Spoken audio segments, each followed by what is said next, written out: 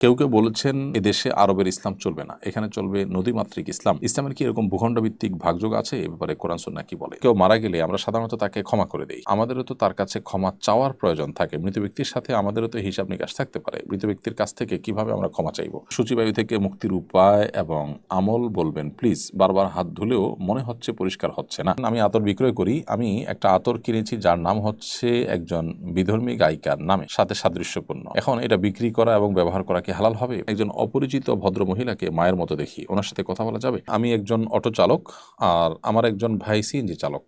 আমাদের তো ভাড়া কোনো নির্ধারিত নয়। এখন আমরা প্যাসেঞ্জারদের কাছ থেকে কোন হিসাবে ভাড়া নিব, নাকি আমরা প্যাসেঞ্জার থেকে দরদাম করে যা নিতে পারি তাই নিব?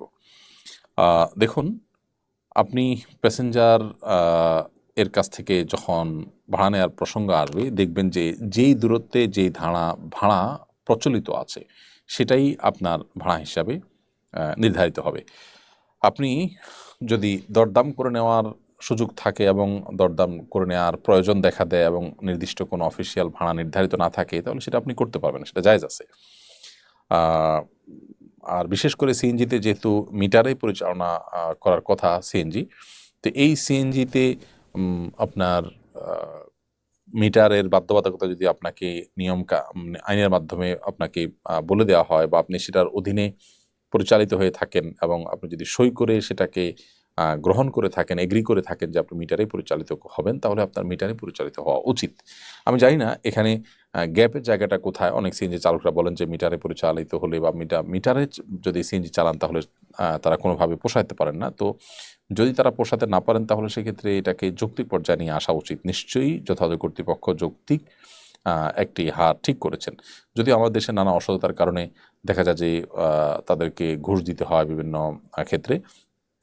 এসব কারণে হয়তো তারা পোষায় উঠতে পারেন না, আমি পুরোপুরি জানি না। তবে যদি মিটার থাকে এবং মিটার তারা চলাচল করবেন এ মর্মে তারা চুক্তিবদ্ধ থাকেন, তারা তাদের মিটারেই পরিচালিত হওয়া উচিত বা মিটারেই তারা চালানো উচিত সিএনজিকে। আর প্যাসেঞ্জারের সাথে আলাপ আলোচনা করে যদি তারা দরদাম করে ঠিক করে নিতে পারেন, তো সেটাও কিন্তু তারা করতে পারেন, যদি এটা অযৌক্তিক এবং জুলুমের পর্যায়ে না হয়। অথবা আপনি সেটাই করতে পারেন। সূচিবায়ু থেকে মুক্তির উপায় এবং আমল বলবেন প্লিজ। বারবার হাত ধুলেও মনে হচ্ছে পরিষ্কার হচ্ছে না। বোন কোহিনূর, সূচিবায়ুর এই রোগ থেকে মুক্তি লাভের জন্য দরকার কোনো একজন সাইকিয়াট্রিস্টের শরণাপন্ন হওয়া। সেই সাথে আপনি রুকিয়া করতে পারেন। রুকিয়াটা এক্ষেত্রে বেশ উপকারী এবং পরীক্ষিত। আপনি যদি রুকিয়ার বিভিন্ন অ্যাপ আছে, মোবাইলের অ্যাপ বা প্লে স্টোরে গিয়ে রুকিয়া লেখেন, RUQYAH, রুকিয়া লিখে সার্চ দিলে আপনি অনেকগুলো অ্যাপ পাবেন। এর ভিতরে যেটা আপনার সুবিধাজনক মনে হয় আপনি সেটা নামিয়ে নেবেন। খেয়াল করবেন ওখানে কোনো মিউজিক তো নাই, সূক্ষ্মভাবে সাধারণত থাকে না। তো আপনি নামিয়ে সে রুকিয়া শুনবেন। বিশেষ করে ওয়াসওয়াসার রুকিয়া আলাদা আছে। আপনি যদি রুকিয়া ফর ওয়াসওয়াসা লেখেন অথবা সূচিবায়ুর রুকিয়া লেখেন, তাহলে আপনি অনেক কিছু পাবেন সোশ্যাল মিডিয়াতে, অনলাইনে। সেখান থেকে আপনি রুকিয়া নিয়মিত যদি করেন, অথবা কোনো রাকি যারা ঝাড়ফুঁক করান, ঢাকায় অনেক রাকি আছেন, রুকিয়ার অনেক গ্রুপ আছে সোশ্যাল মিডিয়াতে, রুকিয়া গ্রুপ, রুকিয়া সাপোর্ট গ্রুপ লিখলেও পাবেন। তাদের মাধ্যমে, সে রাকিদের মাধ্যমে আপনি রুকিয়া করাটা ইনশাআল্লাহ নিলে উপকার পাবেন। কারণ এটি রুকিয়ার যে মাধ্যমে আপনার সূচিবায়ুর ব্যাপারটা ভালো হওয়া, এটা আমার জীবনে বেশ অনেকগুলো ঘটনা আমার সামনে আছে। অর্থাৎ ভালো হওয়াটা এটা পরীক্ষিত। কেউ মারা গেলে আমরা সাধারণত তাকে ক্ষমা করে দেই, আমাদেরও তো তার কাছে ক্ষমা চাওয়ার প্রয়োজন থাকে। মৃত ব্যক্তির সাথে আমাদেরও তো হিসাব নিকাশ থাকতে পারে। মৃত ব্যক্তির কাছ থেকে কিভাবে আমরা ক্ষমা চাইব? আমরা তাকে ক্ষমা করে দিলে কিয়ামতের দিন সে কি আমাকে ক্ষমা করবে? কাউকে ক্ষমা করলে সেটা একটা ইবাদত, সেটা একটা নেক আমল। কিন্তু আপনি ক্ষমা করে দিলেই যে সে ক্ষমা করে দিবে, ব্যাপারটা সেরকম না।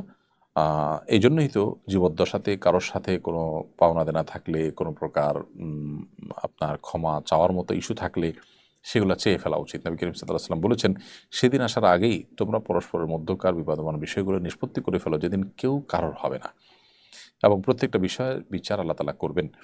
তো এই জন্য কে কখন মারা যাবে আমি জানি না। কারোর প্রতি আমার অন্যায় আচরণ হয়ে গেলে, কাউকে আমি কষ্ট দিয়ে ফেললে, কোনো প্রকার অপরাধ হয়ে গেলে দ্রুততার সাথে আমরা সেটা নিষ্পত্তি করে ফেলবো, তার কাছ থেকে ক্ষমা চেয়ে নিব। এটি আমাদের একান্ত করণীয়। এর মাধ্যমে দিন শেষে আমরা ইনশাআল্লাহ তাআলা নিজেরাই সুখে থাকতে পারবো আর আল্লাহ তাআলার প্রিয় পাত্র হতে পারবো। কারণ আল্লাহ তাআলা ক্ষমাকারী মানুষকে যেমন ভালোবাসেন, তেমনিভাবে আল্লাহ তাআলা তওবাকারীকে ভালোবাসেন। যিনি পাপ করে ভুল করে সাথে সাথে প্রায়শ্চিত্ত করেন, সেই মানুষটাকে তিনি পছন্দ করেন। এজন্য কারোর কাছে কোনো পাওনা দেনার ব্যাপার থাকলে, কারোর হক নষ্ট করার ব্যাপার থাকলে তার জীবদ্দশাতে ক্ষমা চেয়ে নেওয়া উচিত। আল্লাহ না করেন তিনি মারা গেলেন, আপনি ক্ষমা নিতে পারলেন না, তাহলে বিষয়টা ঝুলন্ত হয়ে গেল। তবে হ্যাঁ, আপনি যদি আল্লাহ তাআলাকে এত বেশি সন্তুষ্ট করেন ইবাদত বন্দেগী ইত্যাদির মাধ্যমে যে আপনার সর্বোচ্চ দিয়ে আপনি আল্লাহকে সন্তুষ্ট করেছেন, তাহলে আশা করা যায় যে আল্লাহ রাব্বুল আলামিন হয়তো আপনাকে আপনার তার কাছ থেকে আল্লাহ তাআলা ক্ষমা পাইয়ে দেবে। বিভিন্ন হাদিস থেকে বোঝা যায় যে এরকম আল্লাহকে যারা খুব বেশি সন্তুষ্ট করতে পেরেছেন, এই মানুষগুলো দুনিয়া থেকে যাওয়ার পর তাদের যে হক, তাদের যে অধিকার, এই অধিকার যাদের কাছে রয়ে গেছে, অর্থাৎ যাদের অধিকার তার কাছে রয়ে গেছে, সেই মানুষগুলোকে আল্লাহ তাআলা তার প্রতি সন্তুষ্ট করে দিবেন। ধরুন একজনকে আপনি একটা কটু কথা বলেছেন, কিন্তু আপনি আল্লাহকে এত বেশি সন্তুষ্ট করে ফেলেছেন যে আল্লাহ তাআলা আপনার প্রতি পরিপূর্ণ সন্তুষ্ট। তাহলে আপনার মৃত্যুর পর ওই ব্যক্তিকে আল্লাহ তাআলা এমন কোনো নেয়ামত দিবেন, যে নেয়ামত পেয়ে তিনি আপনাকে ক্ষমা করে দিবেন। এরকম অপশন থাকে, কিন্তু সেক্ষেত্রে আমাদেরকে এক্সট্রা মেহনত করতে হবে। আমরা তাকেও ক্ষমা করবো, এদিকে আল্লাহকেও সন্তুষ্ট করবো, যেন আল্লাহ আমাদেরকে সমস্ত পাওনাদারের পাওনা থেকে কিয়ামতের ময়দানে মুক্ত করে দেন। আমি আতর বিক্রয় করি। আমি একটা আতর কিনেছি যার নাম হচ্ছে একজন বিধর্মী গায়িকার নামে, সাথে সাদৃশ্যপূর্ণ। এখন এটা বিক্রি করা এবং ব্যবহার করা কি হালাল হবে? গায়িকার নামের সাথে আতরের মিল, আমার মনে হয় কোনো স্প্রে হবে। যাই হোক, তো যদি তার নামের সাথে মিল থাকে এবং এর ফলশ্রুতিতে তার প্রচারের ব্যাপার-স্যাপার না থাকে, তার ছবি না থাকে, হারাম অন্য কোনো কিছু না থাকে, তাহলে এটা বেচা-কিনা করা মৌলিকভাবে হারাম হবে না। তবে যদি অ্যাভয়েড করার সুযোগ থাকে, অ্যাভয়েড করা ভালো এই অর্থে যে একজন খারাপ মানুষ, একজন গুনাহে লিপ্ত মানুষ, একজন পাপিষ্ট মানুষ, নাফরমান আল্লাহর, যিনি আল্লাহর একটা নির্দেশকে লঙ্ঘন করে চলেছেন অনবরত, এটাকে তার পেশা হিসেবে নিয়েছেন, সেটার প্রচারক রয়েছেন, অশ্লীলতার প্রচারক তিনি, এরকম একজন মানুষের নামের ব্র্যান্ডিং, তার পরিচয় যেন আপনার মাধ্যমে তার প্রচার যেন আপনার মাধ্যমে না হয়, সেই জিনিসটা খেয়াল করতে পারলে ভালো হয়। তবে এটা কোনো আবশ্যিক বিষয় এই জন্য নয় যে সরাসরি এখানে আসলে তার ছবি নেই, যেমনটি বললাম, যদি ছবি না থাকে, তারপরে জিনিসটা যদি হালাল থাকে, তাহলে শুধু তার নামের কারণে জিনিসটা সরাসরি হারাম হয়ে যাবে না। তবে অ্যাভয়েড করতে পারলে সেটা উত্তম হবে। একজন অপরিচিত ভদ্র মহিলাকে মায়ের মতো দেখি, ওনার সাথে কথা বলা যাবে? না, অপরিচিত মহিলা, আপনি যতই তাকে মায়ের মতো মনে করেন, তার সাথে আপনি কথা বলতে পারবেন না। অর্থাৎ তার সাথে পর্দার বিধান মেনে চলতে হবে।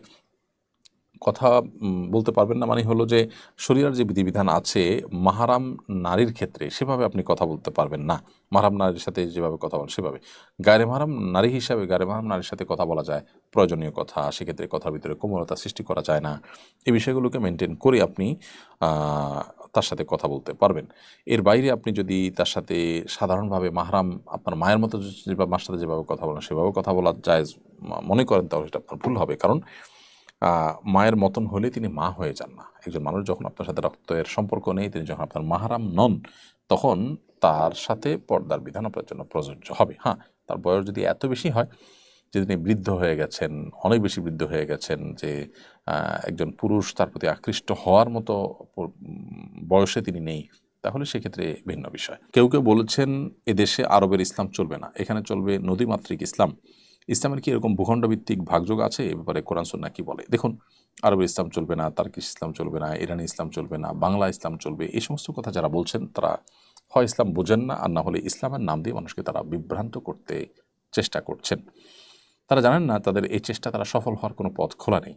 আল্লাহ সুবহানাহু ওয়া তাআলা বলেছেন ইউরিদুনা আন ইউতফিউ নূরাল্লাহ, তারা আল্লাহর নূরকে নিভিয়ে দিতে চায়, অথচ আল্লাহ তাআলা তার নূরকে নিভাতে দিবেন না।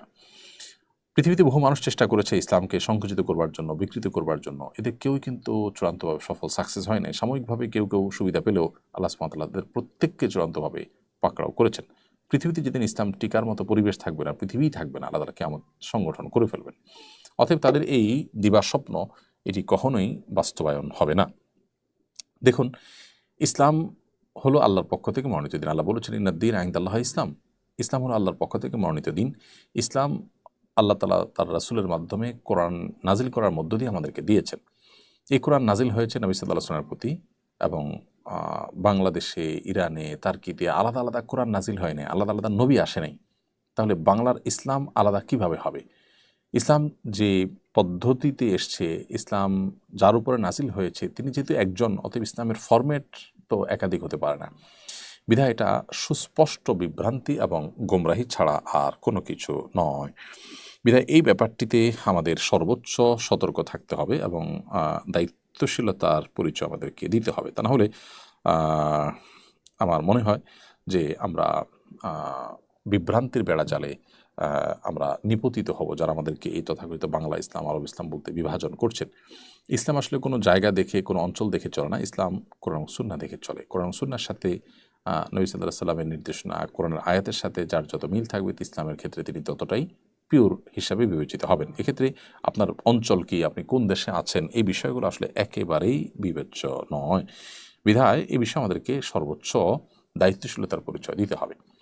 আরেকটা বিষয় হলো যে যখন গণতন্ত্রের ব্যাপার আসে, তখন এই বাংলা ইসলাম, আরবি ইসলামের যে প্রবক্তারা যারা বিভাজন করছেন, এই মানুষগুলো তখন কিন্তু এটা বলেন না যে বাংলাদেশে যে গণতন্ত্র আছে আমরা বাংলা গণতন্ত্র চাই, এটা কিন্তু বলেন না। বাংলাদেশে গণতন্ত্রের যে চর্চা আছে সেটাকে তো আপনি সমর্থন করেন না। আপনি তো নিশ্চয়ই সেক্ষেত্রে গণতন্ত্রের যে আঁতুড়ঘর, আমেরিকাতে কোন গণতন্ত্র আছে বা গণতন্ত্রের যে কেতাবি গণতন্ত্র সেটা যে কোথায় আছে আপনি সেটাকে ফলো করেন।